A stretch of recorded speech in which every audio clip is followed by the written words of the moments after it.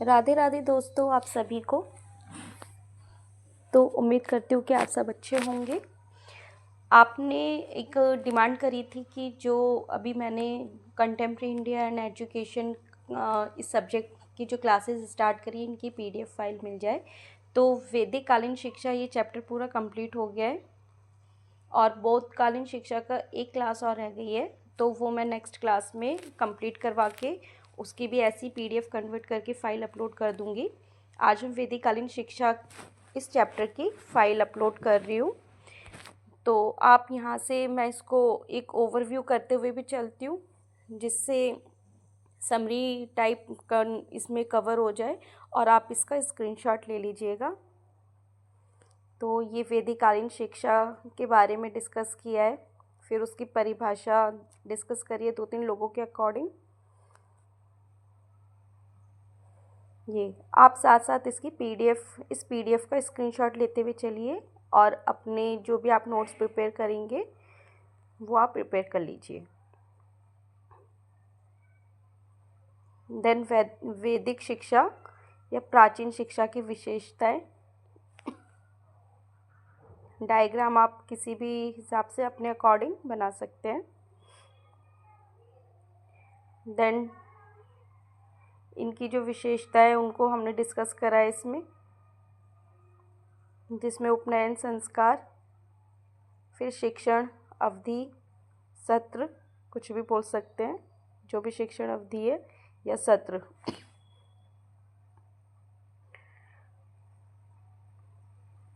Third point में समय सारणी आ गया। फोर्थ पॉइंट में पाठ्यक्रम आ गया।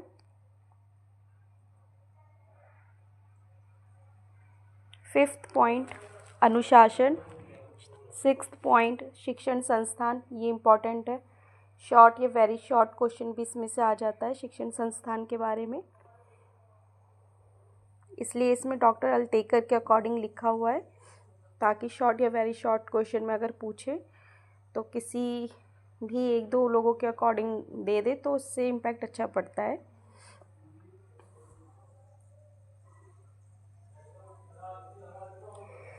देन 7 पॉइंट शिक्षण विधि। 8 पॉइंट परीक्षाएं। 9 पॉइंट उपाधियां। अगर राइटिंग में कुछ समझना है तो आप प्लीज़ कमेंट में पूछ लीजिए, मैं आपको एक्सप्लेन कर दूंगी। और वैसे मैंने क्लास में सब कुछ एक्सप्लेन कर रखा है, जो जो इसमें मैंने लिखा हुआ है, तो वहाँ से आपको हेल्प मिल जाएगी।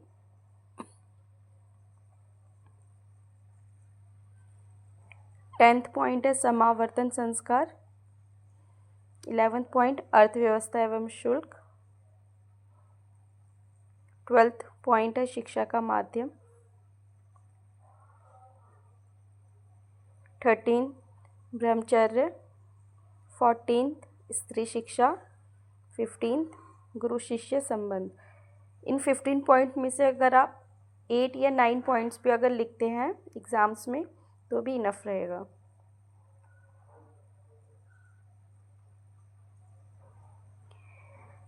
फिर उसके बाद आती है वैदिक शिक्षा या प्राचीन शिक्षा के उद्देश्य तथा आदर्श।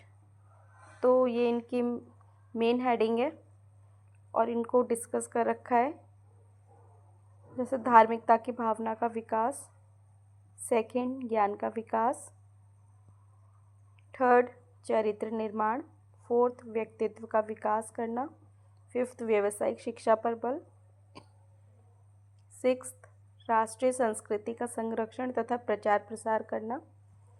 देन सर्वांगीण व्यक्तित्व का विकास। 8 स्वास्थ्य संरक्षण।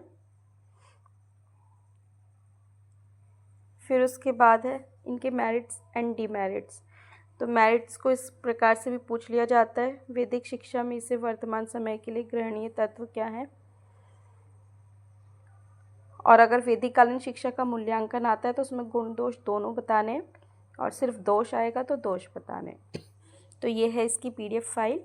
होपफुली आप सबके लिए ये यूज़फुल रहे। तो मिलते हैं अपनी नेक्स्ट क्लास में। Thank you.